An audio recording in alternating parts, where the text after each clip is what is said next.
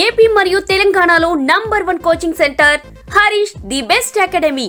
ఈ విజయదశమి సందర్భంగా మీరు విజయం సాధించాలని ఆశిస్తూ హరీష్ అకాడమీ అందిస్తుంది అన్ని ఆన్లైన్ కోర్సులపై భారీ డిస్కౌంట్. ఈ ఆఫర్ అక్టోబర్ 22 నుండి అక్టోబర్ 28 వరకు మాత్రమే. త్వరపడండి మరి. వెంటనే గూగుల్ ప్లే స్టోర్ నుండి Harish the best academy app ను డౌన్లోడ్ చేసుకోండి. Harish the best academy. Contact number 8341116915.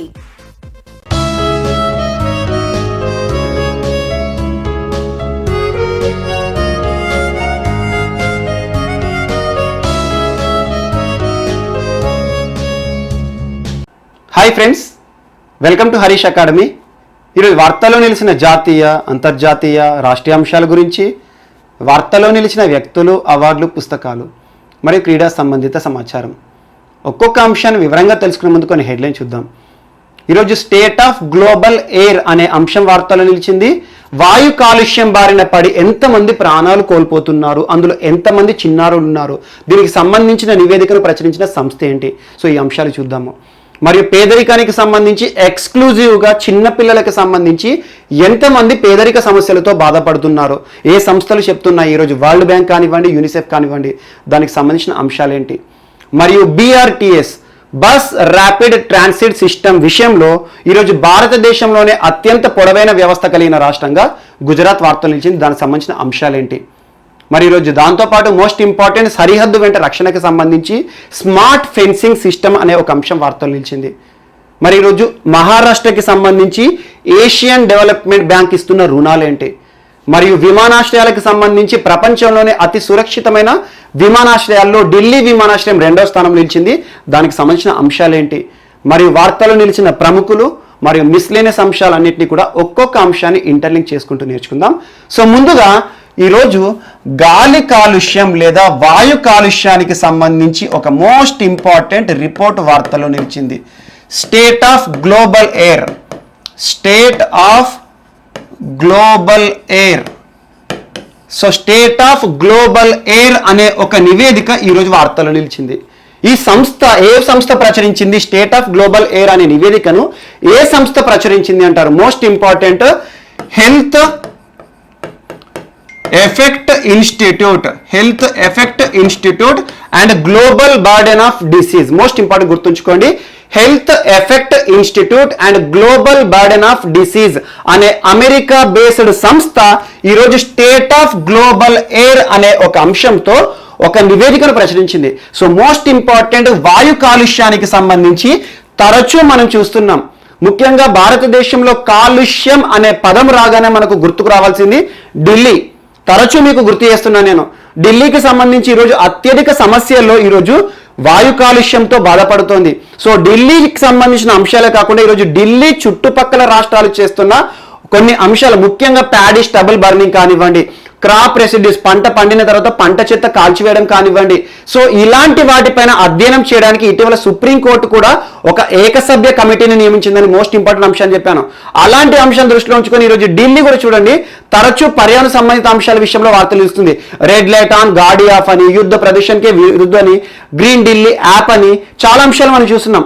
So అలాంటి వాయు కాలుష్యం బారిన భారతదేశానికి సంబంధించి ఎంతమంది భారతీయులు గడిచిన ఏడాది అంటే 2019 సంవత్సరంలో ఎంతమంది భారతీయులు గాలి కాలుష్యం, వాయు కాలుష్యం బారిన పడి ప్రాణాలు కోల్పోయారు అని చెప్పేసి ఈ రిపోర్ట్ చెప్తుంది. ప్రపంచవ్యాప్తంగా చెప్తుంది, కానీ ఎక్స్క్లూజివ్గా మనకు కావాల్సింది ఇండియాకి సంబంధించి. సో అలా స్టేట్ ఆఫ్ గ్లోబల్ ఎయిర్ అనే రిపోర్ట్ ఆధారంగా గడిచిన సంవత్సరంలో 16,67,000 మంది, భారతదేశంలో 16,67,000 మంది ఎక్స్క్లూజివ్గా గాలి కాలుష్యం బారిన పడి, గాలి కాలుష్య ప్రభావం పడి ఈరోజు ప్రాణాలు కోల్పోయారు గడిచిన సంవత్సరంలో. సో ఖచ్చితంగా గుర్తుంచుకోండి, ఇలాంటి రిపోర్ట్స్ ఏవైతే వార్తలు నిలుస్తాయో వాటి గురించి చూడండి. ఇటీవల మీకు ల్యాన్సెట్ జర్నల్కి సంబంధించి రిపోర్ట్స్ కానివ్వండి. సో ఏ రిపోర్ట్ వార్తలు నిలిచినా మీకు చెప్తున్నాను నేను. సో అందులో గాలి కాలుష్యం గురించి మనం తరచూ చూస్తున్నాం. ఇటీవల స్మార్ట్ టవర్ గురించి కానివ్వండి, తరచూ మనం చర్చించుకునే అంశాల్లో గాలి కాలుష్యం ఒకటి. అలా ఢిల్లీకి సంబంధించి అనుకోండి, అత్యధికంగా ఢిల్లీలోనే ప్రాణాలు కోల్పోతున్నారు. అండ్ ఈ 16,67,000 మంది ఎవరైతే చనిపోయారో గాలి కాలుష్యం బారిన పడి, అందులో ఎక్స్క్లూజివ్గా 1,16,000 మంది 1,16,000 మంది ఒక నెల కూడా గడవక ముందు ఎవరైతే చిన్నారు ఉంటారో, పసికందులు అంటాం మనం, ఇన్ఫాంట్స్, అప్పుడే పుట్టిన వాళ్ళు ఉంటారు కదా, చిన్న చిన్న పిల్లలు, జస్ట్ నెల రోజులు కూడా బ్రతికే స్థాయి లేదు. అలాంటి వారు దాదాపు గడిచిన సంవత్సరంలో అవుట్ ఆఫ్ 16,67,000 ఎవరైతే ప్రాణాలు కోల్పోయారో గాలి కాలుష్యం బారిన పడి, అందులో 1,00,000కు పైగా 1,16,000 మంది చిన్నారులు, ఇన్ఫాంట్స్ నెల కూడా గడవక ముందే గాలి కాలుష్యం వారిపైన ప్రభావాన్ని చూపి ప్రాణాలు కోల్పోయారు. చూడండి, ఈరోజు గాలి కాలుష్యం బయట తిరిగే మనకే కాదు, ఇంట్లో ఉండే చిన్నారుల పైన కూడా ఈరోజు మనకు కనిపించదు గాలి అనేది. ఈ గాలి మనకు కనిపించకుండానే మనకు ఎఫెక్ట్ అనేది చూపిస్తుంది. సో అలాంటి కనిపించని గాలి అప్పుడే పుట్టిన ప్రపంచాన్ని చూస్తున్న చిన్న చిన్న పిల్లల్ని కూడా ప్రాణాలు తీస్తుంది. సో మోస్ట్ ఇంపార్టెంట్, అలా ఎంతమంది చిన్నారులు ప్రాణాన్ని కోల్పోయారు అని అంటారు. అండ్ మోస్ట్ ఇంపార్టెంట్ గుర్తుంచుకోండి, అందులో కూడా 2.5 PM పర్టికులేట్ మ్యాటర్ అంటారు. సూక్ష్మాతి సూక్ష్మ, ఈ రోజు గాలి కాలుష్యం ఏదైతే ఉంటుందో గాలిలో ఉంటాయో పార్టికల్స్ ఉంటాయి కదా, ఆ పార్టికల్స్ ఎలా మెజర్ చేస్తారు, చిన్న చిన్న సూక్ష్మ రేణువులు ఉంటాయి కదా, వాటిని పర్టికులర్ మ్యాటర్స్ ఏవైతే ఉంటాయో 2.5 ppm parts per million. So 2.5 PM particular matter ఏదైతే ఉంటుందో 2.5 ppm ఈ రోజు గాలి కాలుష్యానికి కారణమవుతుంది. దాదాపు 75 to 85% ఈరోజు గాలి కాలుష్యంలో 2.5 అనే ఒక ppm ఆధారంగా కొలిచే ఒక 2.5 సూక్ష్మ రేణువులు ఇబ్బంది పెడుతున్నాయి. సో ఎక్కడ అంటే ముఖ్యంగా 2.5 ppm అని, 5 ppm అని, మనం 10 ppm అని చూస్తూ ఉంటాం రెగ్యులర్గా, పార్ట్స్ పర్ మిలియన్. సో అలా గాలిలో ఉండే సూక్ష్మ రేణువులు ఉంటాయి కదా, గాలి కాలుష్యానికి కారణమయ్యేవి, అది అతి సూక్ష్మంగా ఉండేది మనకు 2.5. సో అందులో పెద్దగా ఏవైతే ఉంటాయో కొంచెం పెద్దగా 2.5 కంటే పెద్ద సైజ్ కాబట్టి 10 ppm. సో ఈ రెండిట్లలో ఏది ఎక్కువగా మనపైన ఇబ్బంది పెడుతుందంటే 2.5 ppm. సో అలా పర్టికులేట్ మ్యాటర్ ఏదైతే ఉంటుందో అతి సూక్ష్మమైన గాలి రేణువులు, సూక్ష్మ రేణువులు ఈరోజు మన శరీరంలో కనిపించకుండానే డైరెక్ట్గా రెస్పిరేటరీ వ్యవస్థను ఇబ్బంది పెట్టి ప్రాణాలను తీస్తుంది. సో అలా 75 to 85% 2.5 ppm లోనే ఈరోజు గాలి కాలుష్య కారకాలు ఉన్నాయి. అండ్ ప్రపంచంలో అత్యధికంగా గాలి కాలుష్యం 2.5 ppm విషయంలో భారత్ ఫస్ట్ ప్లేస్లో ఉంది. సెకండ్ ప్లేస్ వచ్చేసి నేపాల్. అంటే గాలి కాలుష్యం పరంగా భారతదేశమే టాప్ ఉంది ఒక రకంగా చెప్పాలంటే. సూక్ష్మ రేణువుల ద్వారా ఈరోజు గాలి కాలుష్య కారకాలుగా మారి చాలా మంది ప్రాణాలు తీస్తుంది గాలి కాలుష్యం అని చెప్పేసి ఒక రిపోర్ట్ వార్తలు ఇచ్చింది health effect institute. Most important, ఇందులో చెప్పిన నివేదిక కేవలం 2019 ఆధారంగానే, 2019లో ఎంతమంది ప్రాణాలు కోల్పోతున్నారనే అంశం ఆధారంగా ఇది వార్తలు నిలిచింది. అండ్ ఇక్కడ చిన్నపిల్లల గురించి చెప్పాను కాబట్టి ఇక్కడ ఒక అంశాన్ని యాడ్ చేసుకోండి. World bank. So world bank గురించి కూడా ఇటీవల తరచు మీకు చెప్తున్నాను, డేవిడ్ మాల్పాస్ గారు ఏం చెప్తున్నారు, పేదరికానికి సంబంధించి ఏం చెప్తున్నారు, ప్రపంచానికి ఎలాంటి హెచ్చరికలు జారీ చేస్తున్నారు. So Washington DC world bank గురించి మనం తరచు చూస్తాం. మరి at the same time UNICEF, ఎక్కడైతే యూనిసెఫ్ అనే పదం వస్తుందో ఖచ్చితంగా గుర్తుంచుకోండి, అది చిన్నారులకి సంబంధించిన అంశమే. So UNICEF head quarter New York. And గుర్తుంచుకోండి, ఐక్యరాజ్య సమితికి సంబంధించి అనుబంధ సంస్థలు ఏవైతే ఉంటాయో వాటి గురించి పక్క హెడ్ క్వార్టర్స్ అనేవి చూడండి. ఇటీవల చాలా చూస్తున్నాం మనం, WHO, WTO కానివ్వండి, WTOలో 3 ఉంటాయి, కానీ వరల్డ్ బ్యాంక్ అనుబంధ సంస్థలు అందులో AWTO ఇలాంటి అంశాలు, మరియు FAOకి సంబంధించి ఇటీవల వార్తలు నిలిచింది FAO హెడ్ క్వార్టర్ ఏంటి. సో ఇలాంటి అంశాలు, మరియు యునెస్కో, యూనిసెఫ్ ఇటువంటి అంశాలు చూడండి. సో మనకి యూనిసెఫ్ హెడ్ క్వార్టర్ న్యూయార్క్ వేదికగా పనిచేస్తుంది. సో ఈ 2 సంస్థలు సంయుక్తంగా ఒక అంశాన్ని చెప్పాయి. సో ప్రపంచవ్యాప్తంగా ప్రతి 6 పేదవారిలో చిన్నారులు ప్రతి ఒక్కరు ఉన్నారు. అంటే ప్రతి 6 మెంబర్స్ పావర్టీని కనుక మనం కన్సిడర్ చేసేసుకొని 6 మందిని లెక్క పెడితే 6లో ఒకరు 5 సంవత్సరాల లోపు పిల్లలు ఉన్నారట. అంటే చూడండి, పేదరికం అనేది ఈరోజు పెద్దవారినే కాదు చిన్న పిల్లల పైన కూడా ఇబ్బంది చూపిస్తుంది. సో అలా ప్రతి 6 పేదవారిలో ఈరోజు 5 సంవత్సరాల లోపు పిల్లలు ఎంతమంది అడుగుతారు? సో ఒకరు. సో ఇది ఈరోజు ప్రస్తుతం మనకు కరోనా విజృంభిస్తుంది కదా, కరోనా విజృంభణ జరగడానికి ముందే దాదాపు ఫిబ్రవరి వరకే కన్సిడర్ చేసేసి ఒక రిపోర్ట్ ఇచ్చింది ఈ 2 సంస్థల సంయుక్తంగా. ప్రపంచంలో 35.6 కోట్ల మంది ఈరోజు చిన్నారులు పేదరిక స్థాయితో బాధపడుతున్నారు. పేదరికంలో ప్రతి 6లో ఒక చిన్నారి పేదరికంతో బాధపడుతున్నారు. అండ్ ఇది కాస్త 2013 నుండి 2017 మధ్యలో 2.9 ఉండే.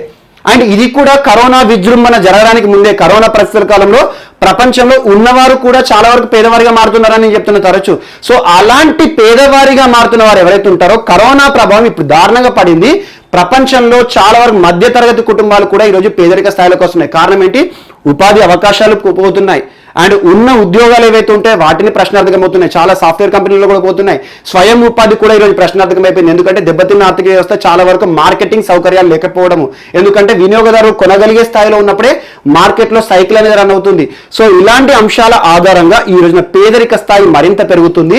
ఇప్పుడు చెప్పిన 35.6 కోట్ల జనాలు ఎవరైతే ఉన్నారో పేదరికంతో బాధపడేవారో ఇది కూడా కరోనా ప్రభావం చూపించడానికి ముందే. అలా ప్రపంచంలో ప్రతి 6గురిలో ఈ రోజున ఒక చిన్నారి 5 సంవత్సరాలు కూడా నిండని చిన్నారి పేదరికంతో బాధపడుతున్నారు. అంటే చిన్న పిల్లలకు సంబంధించిన అంశము. సో ఈరోజు కరోనా ప్రభావం కానివ్వండి, పేదరికం కానివ్వండి, పేదరికం లేని దేశం అంటూ ఎక్కడ ఉండదు. సో నిరుద్యోగము, పేదరికం ఈ రెండు కూడా సమస్యలకే సమస్యలు.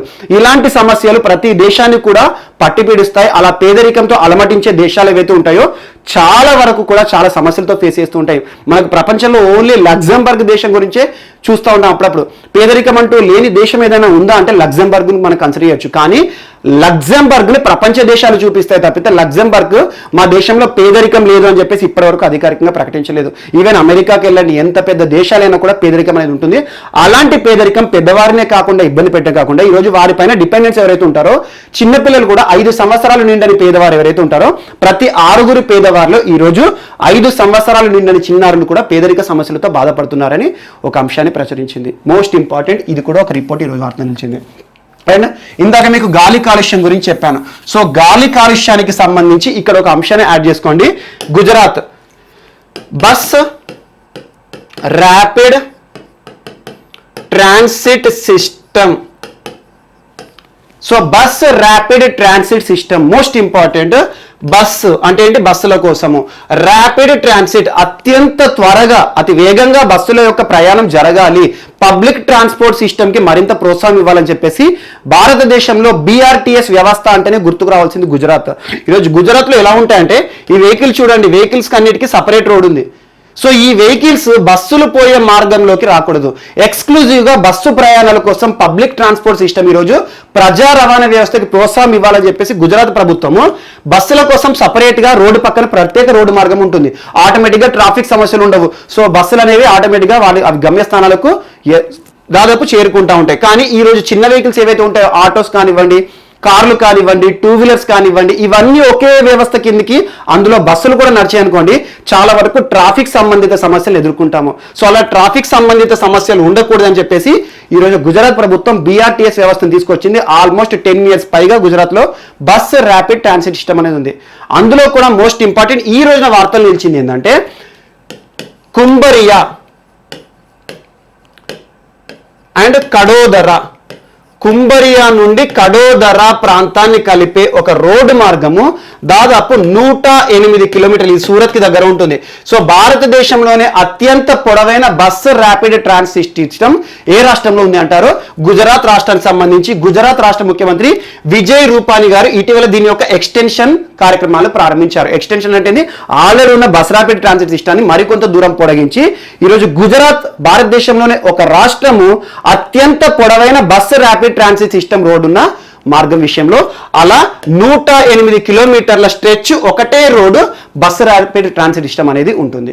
అందులో భాగంగా దాదాపు 28 కోట్ల రూపాయలు గుజరాత్ ప్రభుత్వం వెచ్చించి ఈరోజు బస్సులకు ప్రత్యేక ప్రోత్సాహం కల్పిస్తుంది. బస్సులకని కాదు, బస్సు ట్రాన్స్పోర్ట్ ఏదైతే ఉంటుందో ఆ మార్గాలకు ప్రత్యేకంగా ఉండాలని చెప్పేసి ఈ 108 కిలోమీటర్లు ఏవైతే ఉంటాయో అందులో ఏ ఒక్క చిన్న వెహికల్స్ రావు. 2 వీలర్స్ కానీ, 4 వీలర్స్ కానీ, ఆటోస్ కానివ్వండి.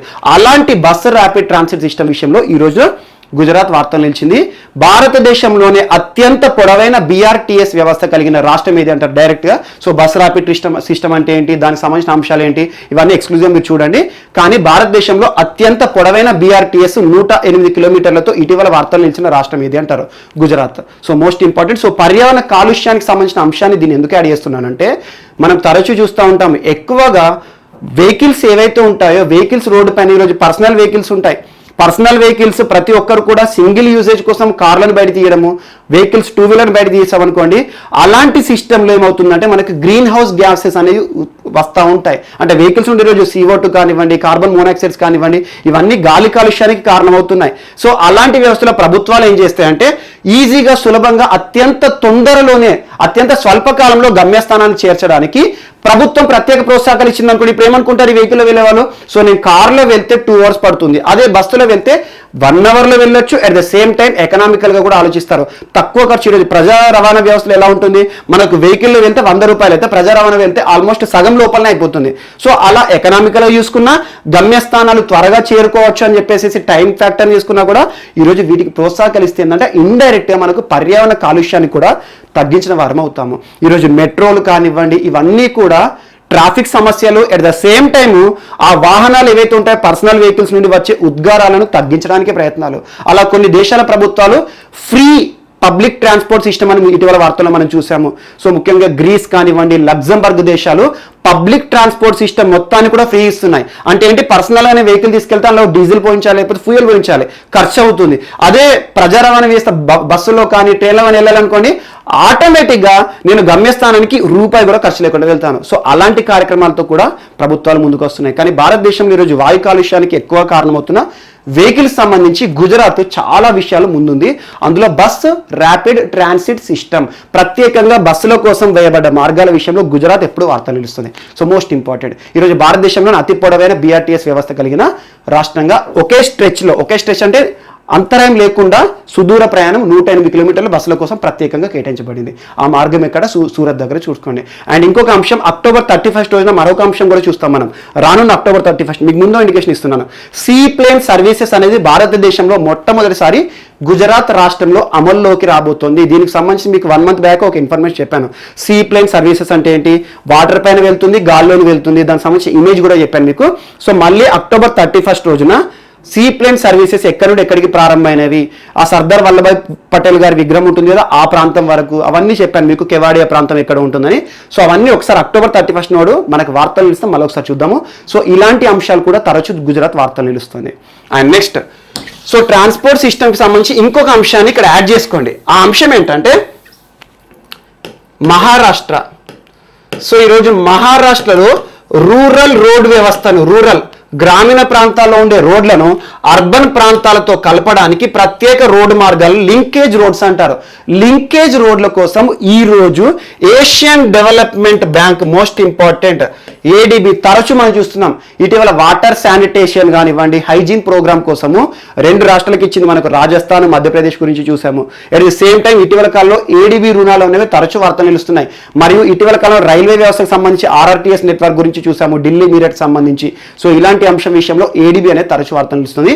ఈరోజు ADB భారత ప్రభుత్వానికి మహారాష్ట్రలో రోడ్డు అభివృద్ధి కార్యక్రమాల కోసము, స్టేట్ హైవేస్ కోసము మహారాష్ట్ర ప్రభుత్వానికి చేతునిచ్చే విధంగా దాదాపు $177 మిలియన్ రుణాలుగా కేటాయించింది. సో $177 మిలియన్ ఎక్స్క్లూజివ్గా మహారాష్ట్రలో రోడ్డు అభివృద్ధి కార్యక్రమాల కోసం ADB రోజు రుణాలు ఇచ్చింది. ఇది కూడా యాడ్ చేసుకోండి, మోస్ట్ ఇంపార్టెంట్. అండ్ ఇందాక మీకు ఏవైతే ఉన్న గాలి కాలుష్యం అంటున్నారో అందులో ఇంకొకటి సాలిడ్ వేస్ట్ మేనేజ్మెంట్. ఇటీవల కాలంలో plastic waste management, solid waste management, ఈ వేస్ట్ మేనేజ్మెంట్, ఇలాంటివే పెద్ద ప్రశ్నలుగా మనకు మిగులుతున్నాయి. ఎందుకంటే ఈరోజు సాలిడ్ చెత్త ఏదైతే ఉంటుందో దాన్ని నిర్వహించడమే సమస్య. అందుకోసము 2 సంస్థలు ముందుకు వచ్చాయి. ఆ 2 సంస్థలు ఏంటంటే మనకి ముఖ్యంగా CSIR. సో CSIR ఆధ్వర్యంలోని council of scientific and industrial research, దీని గురించి నిన్న చెప్పాను మీకు, హీయింగ్ కల్టివేషన్ సంబంధించి. సో హీయింగ్ కల్టివేషన్ సంబంధించి CSIR పాత్ర చెప్పాను. So council of scientific and industrial research, at the same time central mechanical engineering research institute. So ఈ సంస్థ భారతదేశంలో sustainable solid waste management programme తీసుకొస్తుంది. అంటే ఈరోజు సుస్థిరంగా ఏ రకంగా మనం సాలిడ్ వేస్ట్ మేనేజ్మెంట్ చేయాలి, దానికి సంబంధించిన కొత్త వ్యవస్థా విధానాన్ని తీసుకొస్తుంది. సో ఈ సంస్థ కొన్ని కొత్త ప్రిన్సిపల్ తీసుకొచ్చేసి సాలిడ్ వేస్ట్ని ఏ రకంగా నిర్వహించాలి. ఈరోజు ప్రతి ఒక్క ఘన వ్యర్థ పదార్థాలు అంటాము, చాలా ఇండ్ల నుండి మనం ఘన వ్యర్థ పదార్థాలు కానివ్వండి, లేదా మనం వాడి పారేసిన ప్లాస్టిక్ వస్తువులు కానివ్వండి, వీటిని నిర్వహించడం అనేది ఈరోజు ప్రభుత్వాలకు సమస్య. సో వాటిలో నిర్వహణ లోపాలు కూడా చూస్తున్నాం. అలాంటి సాలిడ్ వేస్ట్ మేనేజ్మెంట్ సంబంధించి సస్టైనబుల్ సాలిడ్ వేస్ట్ మేనేజ్మెంట్ మేనేజ్మెంట్కి సంబంధించి కొన్ని కొత్త రకమైన పద్ధతులను తీసుకొస్తుంది ఈ సంస్థ. మోస్ట్ ఇంపార్టెంట్, ఇది కూడా యాడ్ చేసుకోండి, ఒక ఎక్స్ట్రా పాయింట్ యాడ్ చేసుకోండి. అండ్ దాంతోపాటు ఇది సైన్స్ అండ్ టెక్నాలజీలో ఇంపార్టెంట్.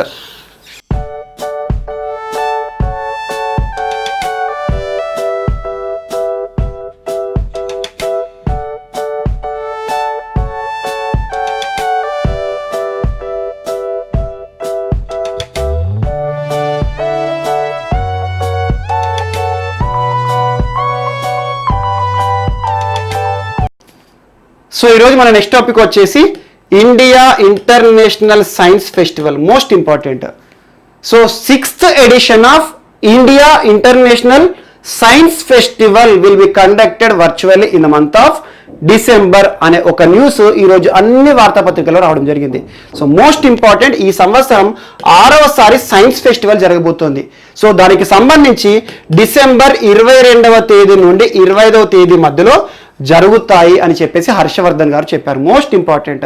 సో ప్రతి సంవత్సరం ముఖ్యంగా సైన్స్ అండ్ టెక్నాలజీకి సంబంధించిన ఒక సదస్సులు అండ్ భారతదేశానికి సంబంధించి అంతర్జాతీయ స్థాయిలో ప్రత్యేక గుర్తింపు తెచ్చుకొని విశిష్ట గుర్తింపు తెచ్చుకునే వ్యక్తులు ఎవరైతే ఉంటారో సైన్స్ అండ్ టెక్నాలజీ రంగంలో సైంటిస్టులు, స్కాలర్లు వారందరూ కూడా పార్టిసిపేట్ చేసే ఒక సదస్సు భారత ప్రభుత్వం నిర్వహిస్తుంది.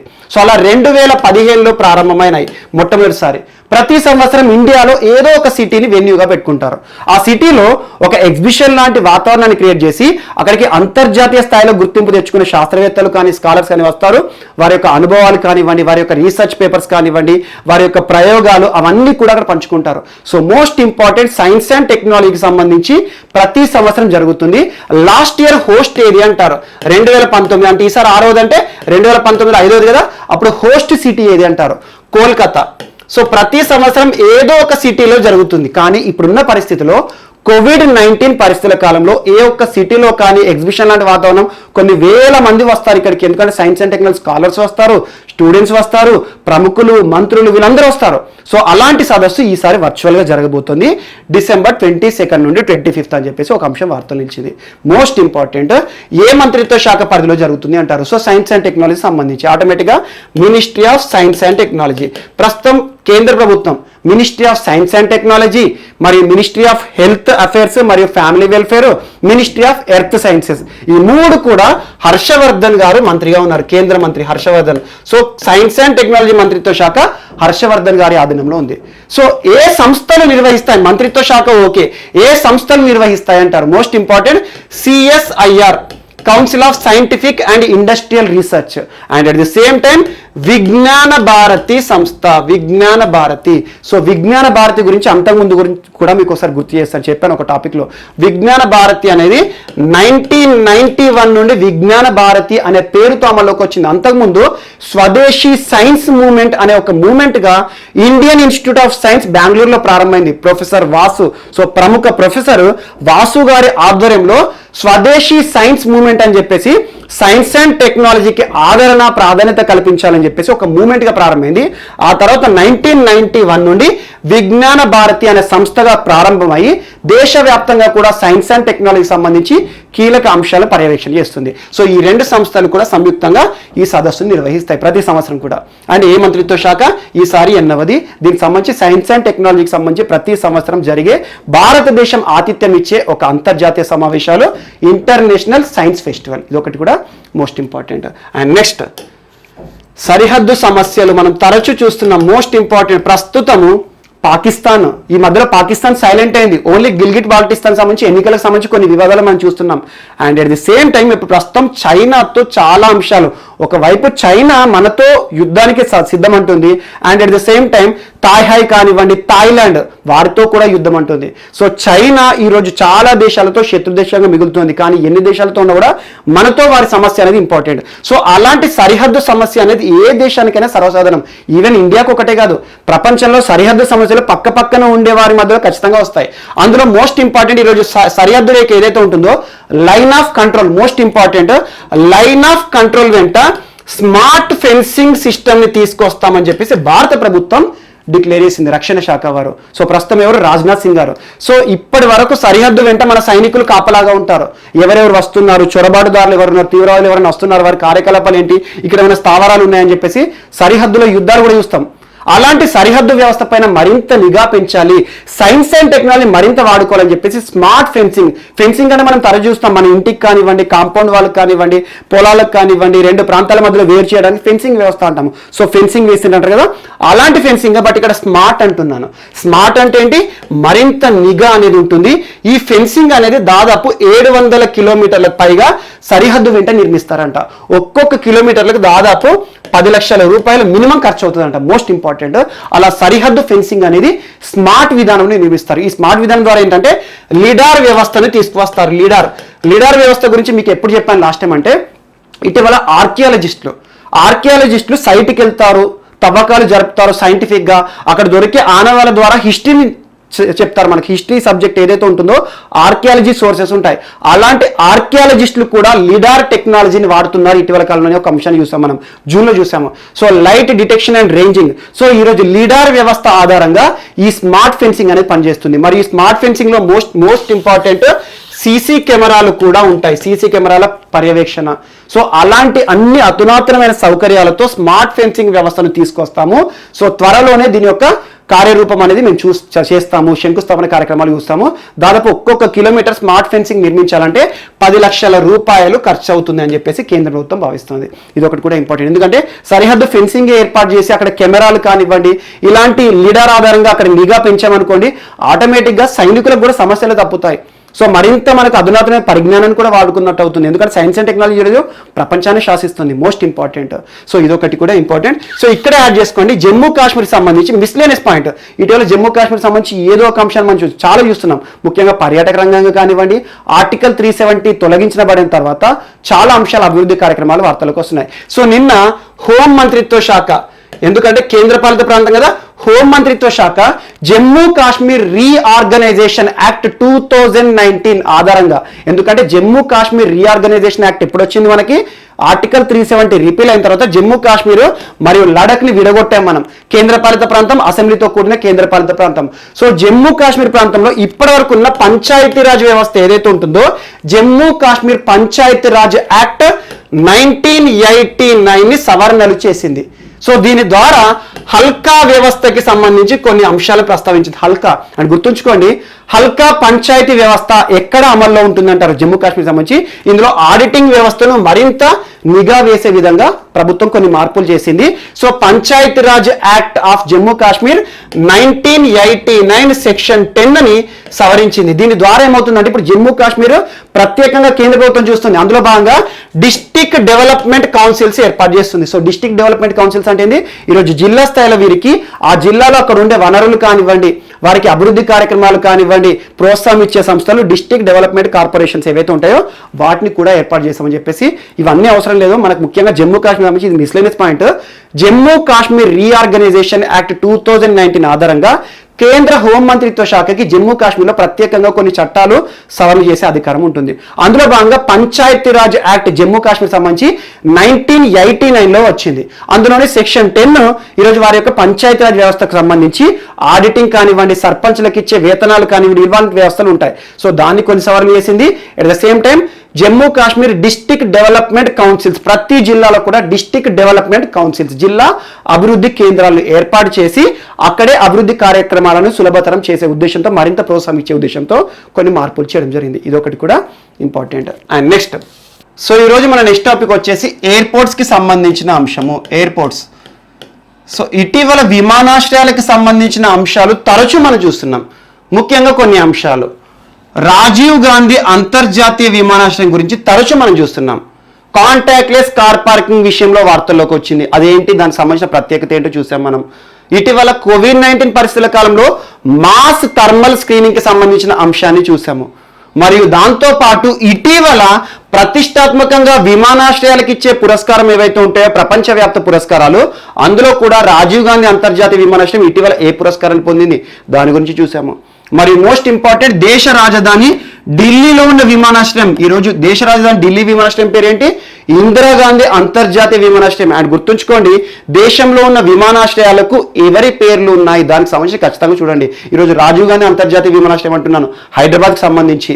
ఢిల్లీలో ఉన్న అంతర్జాతీయ విమానాశ్రయం ఇందిరాగాంధీ గారి పేరు మీద కానివ్వండి, మరి మహారాష్ట్ర బాంబేకి సంబంధించి ఛత్రపతి శివాజీ టెర్మినల్ అని. సో ఇలాంటి పేర్లు ఏవైతే ఉంటాయో ఖచ్చితంగా చూడండి. అండమాన్లో ఏ విమానాశ్రయం ఉంది, లేకపోతే ఏ ప్రాంతంలో కొన్ని ప్రత్యేక అంశాల విషయాలు అడుగుతారు. సో ఈరోజు ఇందిరాగాంధీ అంతర్జాతీయ విమానాశ్రయం కూడా చాలా విషయాలు వార్తలు కనబడుతుంది.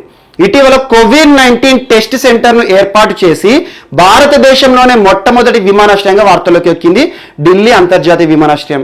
మరియు దాంతోపాటు ఇటీవల ప్రైవేట్ విమానాలకు ఎలాంటి ప్రోత్సాహం ఇస్తోంది ఈ విమానాశ్రయం, దాని గురించి చూసాము. మరియు కేంద్ర ప్రభుత్వ పథకాలు, ఇటీవల విమానయాన రంగానికి సంబంధించి విమానాశ్రయాల ప్రైవేటీకరణ గురించి ఇటీవల 6 అంశాలు చెప్పాను నేను. మరియు ఉడాన్ స్కీమ్, ఉడే దేశ్ కా ఆమ్ నాగరిక్ అంటే ఏంటి, దాని గురించి చూస్తున్నాం. ఈ రోజున విమానాశ్రయాలకు సంబంధించి ఒక అంతర్జాతీయ అంశం వార్తలు నిలిచింది. మోస్ట్ ఇంపార్టెంట్ ఒక విమానాశ్రయం విషయంలో, అదేంటంటే ఇందిరాగాంధీ అంతర్జాతీయ విమానాశ్రయం. Most important. సో ఢిల్లీ అంతర్జాతీయ విమానాశ్రయం ప్రపంచంలోనే సెకండ్ ప్లేస్ లో నిలిచింది, టాప్ 2 ప్లేస్. Most important. ఏ కేటగిరీలో అంటే సురక్షిత విమానాశ్రయాల జాబితా, సురక్షిత. So the most safe airports in the world ఏదైతే ఉంటాయో అందులో ఇటీవల జరిపిన ఒక సర్వే, ఆ సర్వే చేసిన సంస్థ ఏంటంటే సేఫ్ ట్రావెల్ బారోమీటర్ అనే ఒక సంస్థ ప్రపంచవ్యాప్తంగా దాదాపు 200 విమానాశ్రయాలను సర్వే చేసింది. అండ్ మోస్ట్ ఇంపార్టెంట్, ప్రస్తుతం ఉన్న కోవిడ్-19 పరిస్థితుల కాలంలో ఏ విమానాశ్రయం ఏ రకంగా ప్రయాణికులకు ఈరోజు సురక్షిత ప్రయాణాన్ని కలుగజేస్తోంది, అలాంటి అంశాలు చూసేసి ముఖ్యంగా శానిటైజేషన్ ఫెసిలిటీస్ కానివ్వండి, డిస్ఇన్ఫెక్షన్ కానివ్వండి, లేకపోతే ఈరోజు అక్కడ ప్రయాణికులు ఎవరైతే ఉంటారో ఇంటర్నేషనల్ పరంగా టూరిస్టర్లు కానివ్వండి, అందరినీ కన్సిడర్ చేసి అన్ని అంశాల విషయంలో సురక్షితంగా ఉన్న విమానాశ్రయాలు ఈరోజు ప్రపంచంలోనే సెకండ్ ప్లేస్ లో ఢిల్లీ అంతర్జాతీయ విమానాశ్రయం మనకు వార్తలు ఇచ్చింది. Most important. మరి ఫస్ట్ ఇంటర్నేషనల్ ఎయిర్పోర్ట్ ఏది, ఈరోజు ప్రపంచంలోనే అన్నిటికంటే సురక్షితమైన ఎయిర్పోర్ట్ ఏది అని అడుగుతారు, అదేంటంటే Changi international airport. Changi.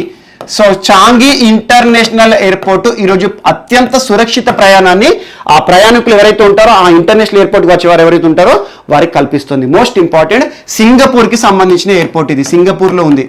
And ఇటీవల సింగపూర్కి సంబంధించి కూడా చాలా టెక్నికల్ ఇష్యూ కానివ్వండి, టెక్నాలజీకి సంబంధించి మనం చూస్తున్న ఫేస్ రికగ్నిషన్ కానివ్వండి, ఈ స్కిన్ కానివ్వండి, మరి సింగపూర్ ఎలక్షన్స్ కానివ్వండి. సో సింగపూర్ గురించి కూడా ఒకసారి చూసుకోండి. సో సింగపూర్లో ఉన్న చాంగి ఇంటర్నేషనల్ ఎయిర్పోర్ట్ దాదాపు 4.7 స్కోర్తో ప్రపంచంలోనే ఫస్ట్ ప్లేస్లో నిలిచింది అవుట్ ఆఫ్ 200. అలా అత్యంత సురక్షితమైన విమానాశ్రయాల జాబితాలో first place.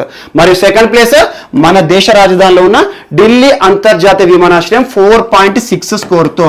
And second place లో ఢిల్లీతో పాటు ఇంకో కొన్ని కూడా ఉన్నాయి. Chundu international airport, Frankfurt international airport, but అవన్నీ అవసరం లేదు.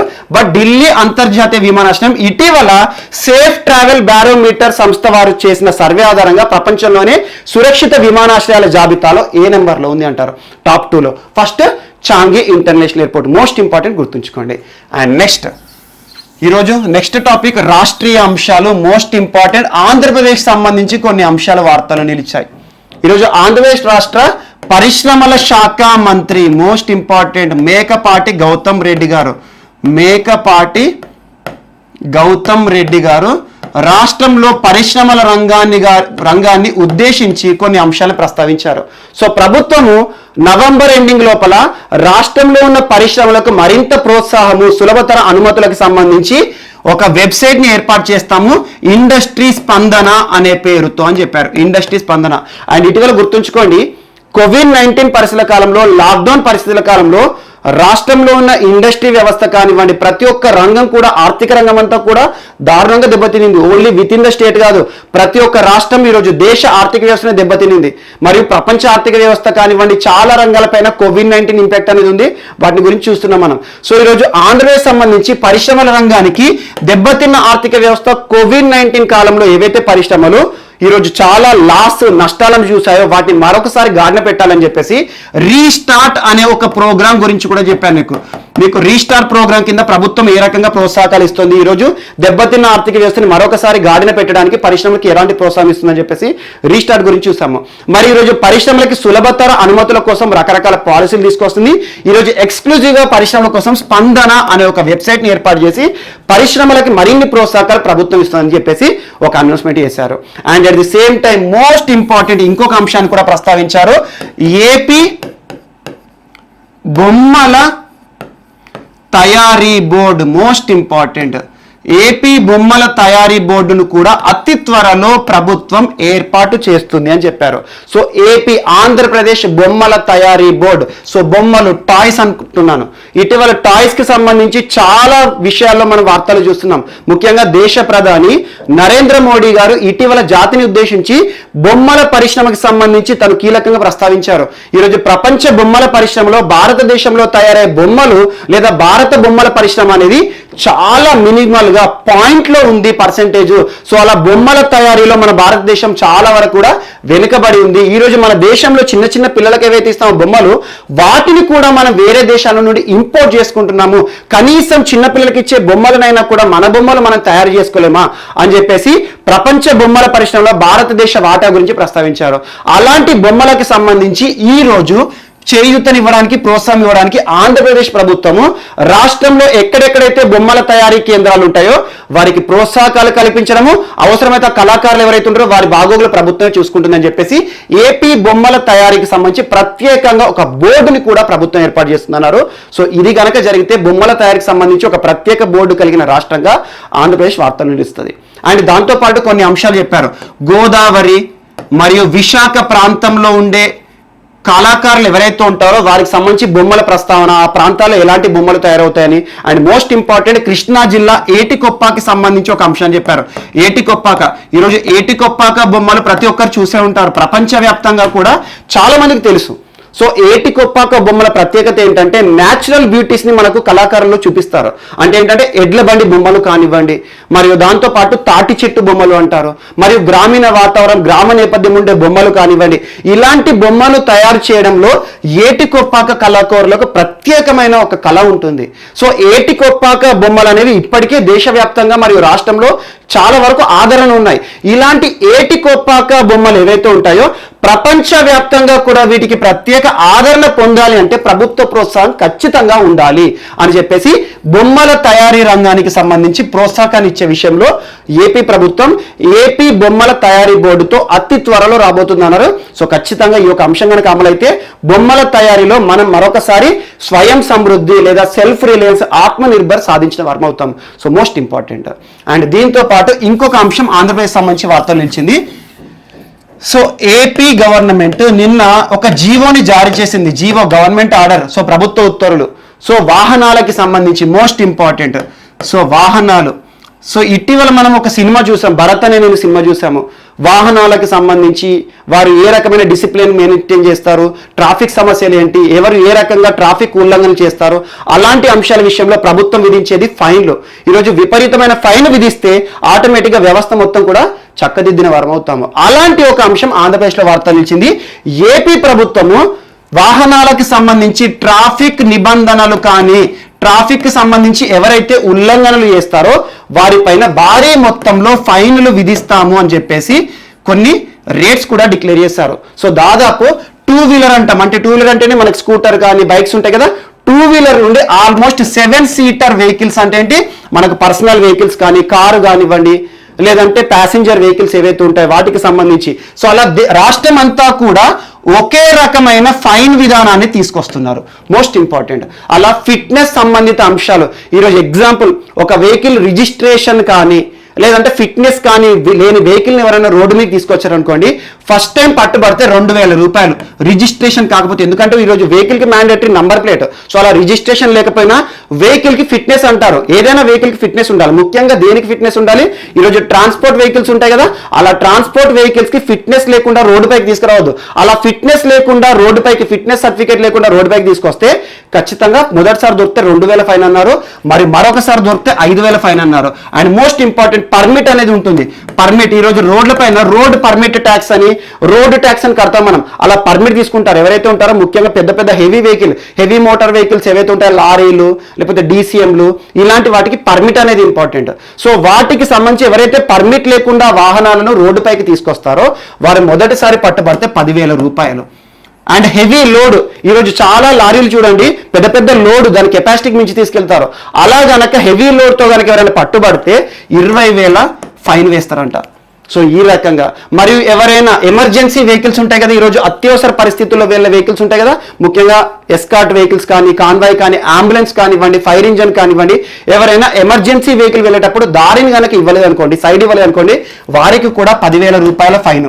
సో ఇలాగా, మరి ఎవరైనా చెకింగ్ కి సంబంధించిన వెహికల్లో తనిఖీ చేసేవారు ఉంటారు కదా అధికారులు, ఈరోజు MVIలు కానివ్వండి, లేకపోతే కమర్షియల్ ట్యాక్స్ డిపార్ట్మెంట్ వారు కానివ్వండి, GST సంబంధిత అధికారులు కానీ, ఎవరైనా వారికి సహకరించకపోతే దాదాపు 40,000 రూపాయల ఫైన్.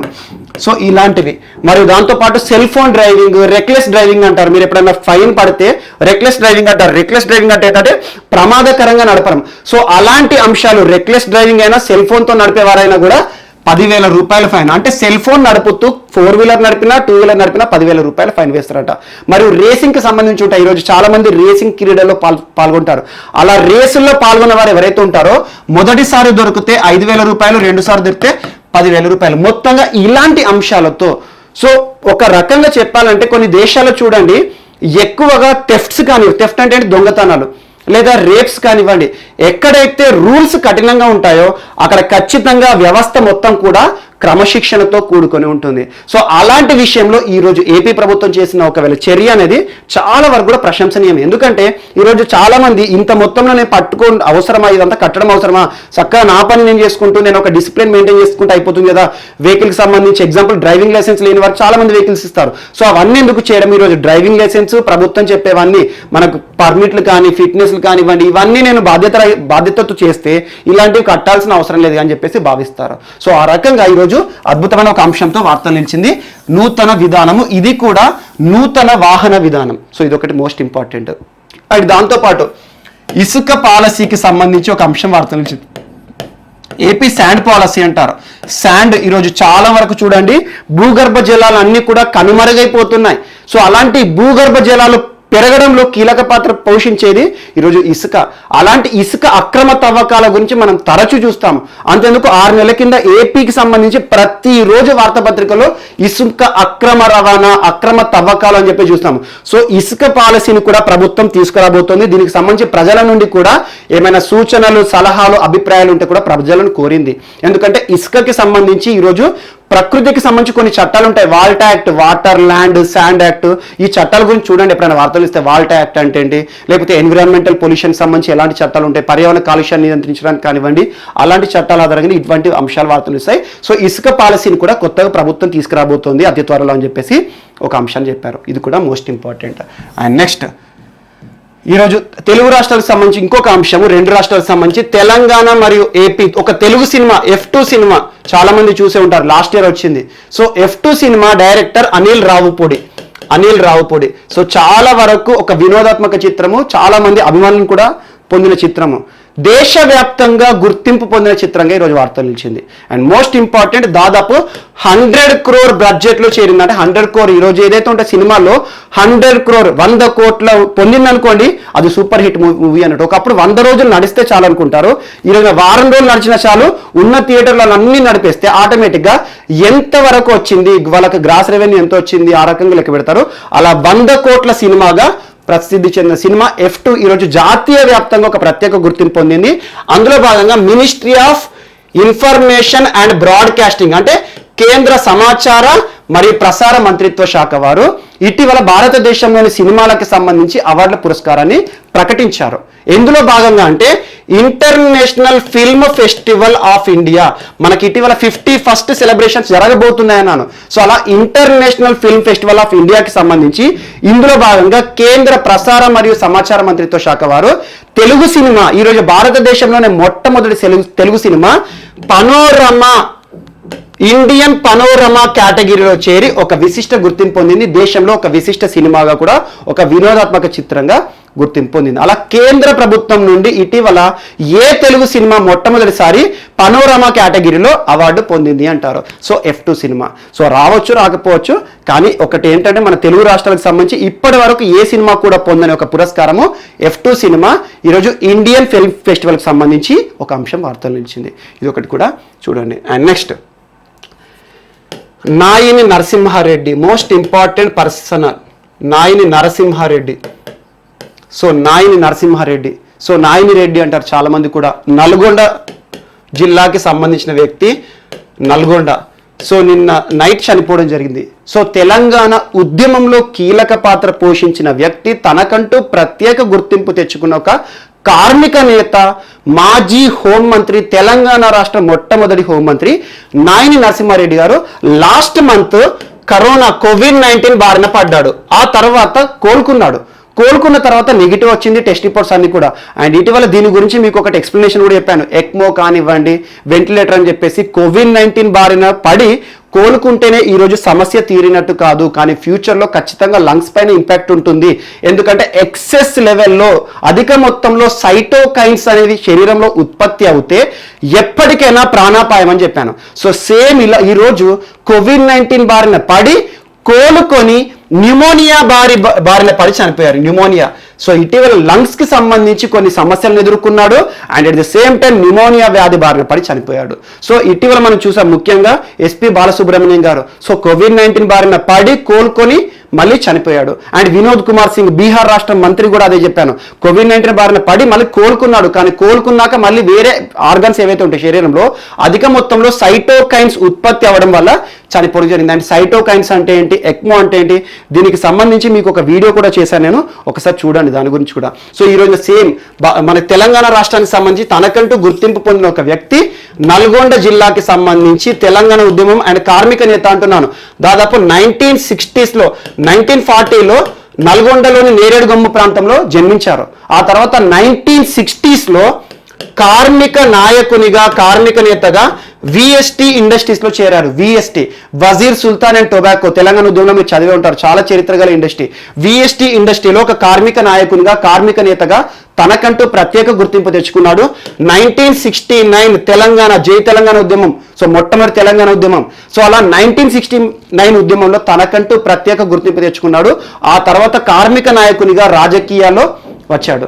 ఆ తర్వాత 1978, 1984 మరియు 2004 ఈ 3 సంవత్సరాల్లో ఎమ్మెల్యేగా భారీ మెజార్టీతో కూడా గెలుచుకున్నాడు. అండ్ 2004లో మొదటిసారి కాంగ్రెస్ ప్రభుత్వం అధికారంలోకి మనకు వచ్చింది. మనం చూసాము ఉమ్మడి ఆంధ్రప్రదేశ్లో వైఎస్ఆర్ గారు మనకి ముఖ్యమంత్రి అయ్యారు. సో వైఎస్ రాజశేఖర రెడ్డి గారు. సో వైఎస్ రాజశేఖర రెడ్డి గారు ముఖ్యమంత్రి అయిన తర్వాత కాంగ్రెస్ ప్రభుత్వము మరియు TRS సంకీర్ణ ప్రభుత్వాన్ని ఏర్పాటు చేసింది. ఆ సంకీర్ణ ప్రభుత్వంలో నాయిని నరసింహారెడ్డి గారు కూడా మంత్రిగా బాధ్యతలు నిర్వర్తించాడు. ఆ తర్వాత మోస్ట్ ఇంపార్టెంట్, ఇక 2014లో హోంశాఖ మంత్రిగా తెలంగాణ రాష్ట్ర ఏర్పాటు తర్వాత మొట్టమొదటి రాష్ట్ర హోంశాఖ మంత్రిగా ఈ రోజున వార్తలించిన వ్యక్తి. 2018 వరకు తను చాలా క్రియాశీలకంగా ఉన్నాడు.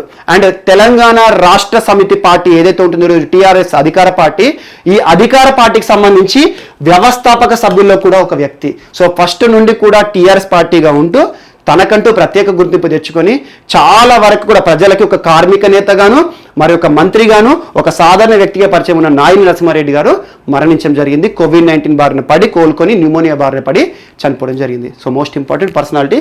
రాష్ట్ర పరీక్షలు మాత్రం అడుగుతారు ఖచ్చితంగా, ఎందుకంటే తెలంగాణకు సంబంధించిన అంశాలు తన గురించి అడిగే అవకాశం ఉంది. And next, Shayara Bano. So మీరు పాలిటీలో రెగ్యులర్గా చూస్తూ ఉంటారు షైరా బానో కేసు దేనికి సంబంధించింది అని చెప్పేసి.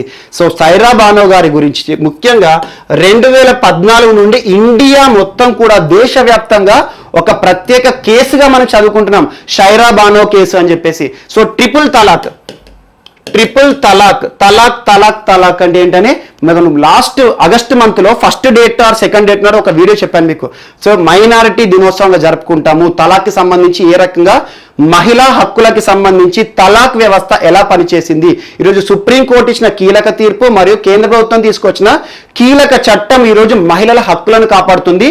ట్రిపుల్ తలాక్ వ్యవస్థకి సంబంధించి పోరాడిన వ్యక్తి మోస్ట్ ఇంపార్టెంట్ 2014 తన భర్త నుండి స్పీడ్ పోస్ట్ ద్వారా విడాకులు పొంది ఆ తర్వాత సుప్రీంకోర్టులో ఛాలెంజ్ చేసేసి ట్రిపుల్ తలాక్ వ్యవస్థకి సంబంధించి కేంద్ర ప్రభుత్వం తీసుకొచ్చిన చట్టం ఏదైతే ఉంటుందో ఇన్స్టాంట్ ట్రిపుల్ తలాక్ వ్యవస్థను రద్దు చేయడంలో కీలక పాత్ర పోషించిన సైరా బానో. సో తన గురించి పాలిటీ కేసెస్ ఏవైతే ఉంటాయో చూసుకోండి. సైరా బానో గారు ఈరోజు వార్తలు ఇచ్చారు. ఉత్తరాఖండ్ రాష్ట్రానికి సంబంధించిన తను ఈరోజు రాష్ట్ర మహిళా కమిషన్ ఉంటుంది కదా, ఉత్తరాఖండ్ రాష్ట్ర మహిళా కమిషన్ ఉపాధ్యక్షురాలిగా బాధ్యతలు స్వీకరించారు. Most important ఉపాధ్యక్షురాలు. ఉత్తరాఖండ్ ఒక్కొక్క రాష్ట్రానికి మహిళా కమిషన్స్ ఉంటాయి కదా, అందులో ఉత్తరాఖండ్ రాష్ట్రానికి సంబంధించిన తనను ప్రభుత్వం గుర్తించి అండ్ ఇటీవల జస్ట్ 1 వీక్ బ్యాక్ తను బీజేపీ పార్టీలో చేరింది. సో బీజేపీ పార్టీలో చేరడంతోనే మహిళలకి విశిష్ట గుర్తింపు రావాలి, అందులో మైనారిటీలకు ప్రత్యేక గుర్తింపు ఇవ్వాలని చెప్పేసి ఉత్తరాఖండ్ రాష్ట్ర ముఖ్యమంత్రి త్రివేంద్ర సింగ్ రావత్ గారు ఇటీవల తనను మహిళా కమిషన్ సంబంధించి ఉపాధ్యక్షురాలు పదవిలో చూడడం జరిగింది. అండ్ ఇంకొక అంశం కూడా ఈరోజు రాష్ట్ర మంత్రి ఎవరైతే ఉంటారో ఒక మినిస్టర్ క్యాడర్ పోస్ట్ ఇవ్వడం జరిగింది. సో మంత్రి వర్గానికి సంబంధించి ముఖ్యంగా మనకు క్యాబినెట్ హోదా అంటారు చాలా మంది కూడా. సో క్యాబినెట్ హోదాతో కూడిన పదవి అంటారు కదా.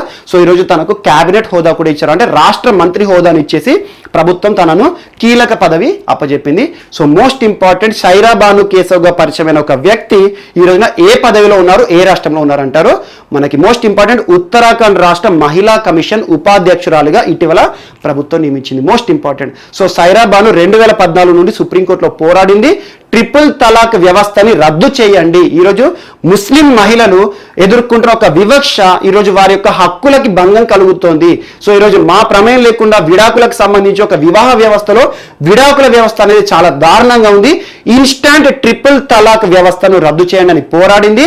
ఫైనల్ గా సుప్రీంకోర్టు జడ్జిమెంట్ అండ్ 2019లో కేంద్ర ప్రభుత్వ పార్లమెంట్ తీసుకొచ్చిన చట్టం ద్వారా ఈ రోజున తనకు సంబంధించిన అంశం అనేది ఇన్స్టాంట్ ట్రిపుల్ తలాక్ రద్దు అనేది మనం చూస్తున్నాం. అండ్ గుర్తుంచుకోండి, ట్రిపుల్ తలాక్ వ్యవస్థ రద్దు కాలేదు, ఇన్స్టాంట్ ట్రిపుల్ తలాక్ మాత్రమే రద్దయింది. ఎందుకంటే ట్రిపుల్ తలాక్ లో తలాక్ తలాక్ తలాక్ ఎట్ ఏ టైం 3 times మనం ప్రొనౌన్స్ చేసినాం అనుకోండి, ఆ వ్యవస్థను తీసివేయడం జరిగింది. కానీ ట్రిపుల్ తలాక్ లో ఇంకా కొన్ని వ్యవస్థలు ఉంటాయి, కొన్ని అంశాలు ఉన్నాయి. సో ఆ రకంగా కొన్ని దాని ట్రిపుల్ తలాక్ సంబంధించి సోషియాలజీలో ఎక్స్క్లూజివ్ చూడండి. సో ఈరోజు సైరా బాను వార్తలు ఇచ్చారు. And next Vijayalakshmi Ramanan and most important ఒక డాక్టర్ అండ్ భారతదేశంలోనే ప్రథములు అనే ఒక అంశం చెప్తాము. మనం జస్ట్ 2 days బ్యాక్ ఒక అంశం చెప్పాను మీకు, ఐశ్వర్య శ్రీధర్ అని చెప్పేసి wild life photographer of the year అని పొంది భారతదేశంలోని మొట్టమొదటి మహిళగా గుర్తింపు పొందిందని. సో అలాంటి మొట్టమొదటి మహిళగా గుర్తింపు పొందిన ఒక వ్యక్తి ఈరోజు ప్రథముల్లో ఒక వ్యక్తి చనిపోయారు, విజయలక్ష్మి రమణన్. సో తను వృత్తిరీత్యా డాక్టర్, 1924లో జన్మించారు. ఆ తర్వాత డాక్టర్గా మద్రాస్ యూనివర్సిటీ నుండి MBBS కూడా పూర్తి చేశారు. ఆ తర్వాత ఇండియన్ ఎయిర్ ఫోర్స్లో అధికారిగా జాయిన్ అయ్యారు. మోస్ట్ ఇంపార్టెంట్, భారతదేశంలోనే మొట్టమొదటి మహిళా ఎయిర్ ఫోర్స్ అధికారిగా గుర్తింపు తెచ్చుకున్న విజయలక్ష్మి రమణన్ 1979లో రిటైర్మెంట్ పొందడం జరిగింది. ఒక వింగ్ కమాండర్ హోదాలో కీలకమైన పదవి. సో ఇండియన్ ఎయిర్ ఫోర్స్ లో మొట్టమొదటి ఉద్యోగినిగా ఒక ఆఫీసర్గా గుర్తింపు పొందిన విజయలక్ష్మి రమణన్ గారు నిన్న రాత్రి బెంగళూరులో చనిపోవడం జరిగింది. Most important personality. సో ఇటీవల వార్తలు ఇచ్చిన విజయలక్ష్మి రమణన్ ఎవరు అంటారు. సో ఏ రంగానికి సంబంధించి అంటే వృత్తిరీత్యా డాక్టర్, కానీ ఇండియన్ ఎయిర్ ఫోర్స్ లో తనకంటూ ఒక గుర్తింపు తెచ్చుకున్నారు. భారతదేశంలోనే మొట్టమొదటి ప్రథమ మహిళ, ఇండియన్ ఎయిర్ ఫోర్స్ అధికారిగా గుర్తింపు పొందిన మహిళ విజయలక్ష్మి రమణన్. తనకేంటంటే ఈరోజు ఓల్డ్ ఏజ్ తో చనిపోయారు. దాదాపు 96 years, 1924లో జన్మించారన్నాను కదా, 96 years. సో వృద్ధాప్య సమస్యలతో చనిపోవడం జరిగింది. So most important Vijayalakshmi Ramanan. తన భర్త KV రమణన్, తను కూడా చాలా వరకు గుర్తింపు తెచ్చుకున్న వ్యక్తి. తను కూడా ఇండియన్ ఎయిర్ ఫోర్స్ లోనే పనిచేశాడు. సో తను కూడా ఆఫీసర్ క్యాడర్ లోనే ఉండే.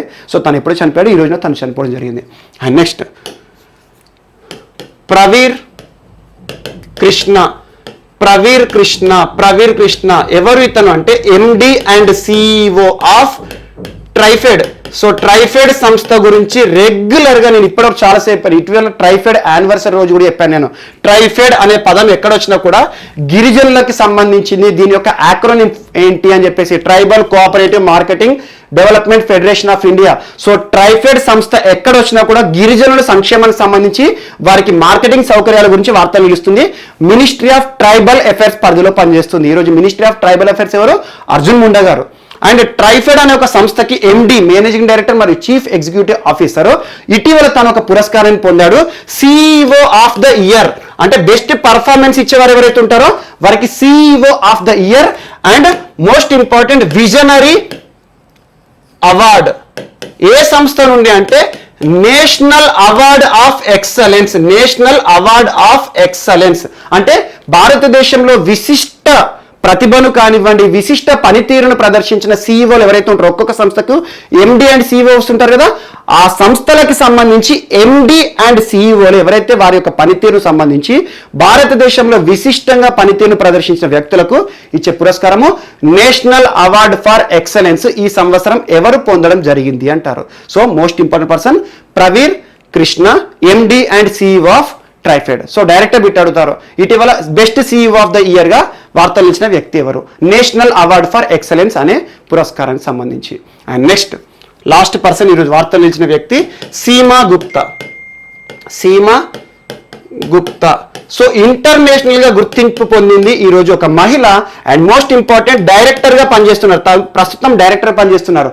ఏ సంస్థకు సంబంధించి అంటే power grid corporation of India. Power grid corporation of India. నిన్న కూడా పవర్ గ్రిడ్ కార్పొరేషన్ గురించి నేను ఒక అంశాన్ని ప్రస్తావించాను, ఎందుకంటే స్టేట్ వాటర్ గ్రిడ్ అప్పుడు. సో పవర్ గ్రిడ్ అంటే ఏంటి? ఈరోజు పవర్ జనరేషన్ సంబంధించి మరి పవర్ డిస్ట్రిబ్యూషన్ సంబంధించి ఒక కీలక సంస్థ పవర్ గ్రిడ్ కార్పొరేషన్ ఆఫ్ ఇండియాకి డైరెక్టర్ గా పనిచేస్తున్న తనను ఈరోజు స్టీవీ గోల్డ్ అవార్డు, స్టీవీ గోల్డ్ పురస్కారం పొందడం జరిగింది. స్టీవీ గోల్డ్ పురస్కారం ఇటీవల 17th యాన్యువల్ సెలబ్రేషన్స్ స్టీవీ సంస్థకు సంబంధించి వార్తలు నిలిచాయి. స్టీవీ గోల్డ్ పురస్కారం అనేది మహిళలకు ఇస్తారు. ముఖ్యంగా ప్రపంచవ్యాప్తంగా విశిష్ట పనితీరును ప్రదర్శిస్తున్న the most important personality and ప్రతిభావంతులు మరి ప్రభావంతులు అంటే కదా, most influential managing directors CEOs ఉంటారు కదా, వారికి సంబంధించి ఒక పురస్కారం అనేది ప్రపంచవ్యాప్తంగా ఉంటుంది. స్టీవీ గోల్డ్ పురస్కారం పొందిన భారతీయ మహిళ ఎవరు అంటారు? సీమా గుప్తా. ప్రస్తుతం తను డైరెక్టర్ గా పనిచేస్తుంది power grid corporation of India. So తన గురించి బిట్ అడగొచ్చు, అడగపోవచ్చు, ఎందుకంటే ఒక ప్రైవేట్ అంశం ఇది. సో అలా స్టీవీ గోల్డ్ సంబంధించి ఒక పదాన్ని గుర్తుంచుకోండి. స్టీవీ గోల్డ్ పురస్కారాన్ని పొందిన భారతీయ మహిళ ఎవరు? సరిపోతుంది. సో ఆ స్టీవీ గోల్డ్ ఏ రంగంలో ఇస్తారు, దేనికి సంబంధించింది? ఇటీవల 17th యానివర్సరీ జరిగింది, అందులో పురస్కారాలు ఒక ప్రైవేట్ సంబంధించిన అంశము, but director to the fact గుర్తుంచుకోండి. సో వీరు ఈరోజు మనకి వార్తలో నిలిచిన వ్యక్తులు మరియు అంశాలు. మిస్లేనియస్ అంశాలు ఏమైనా మిగిలిపోతే మాత్రం రేపటి క్లాస్లో యాడ్ చేసుకొని నేర్చుకుందాం. రేపు కలుద్దాం. Thank you.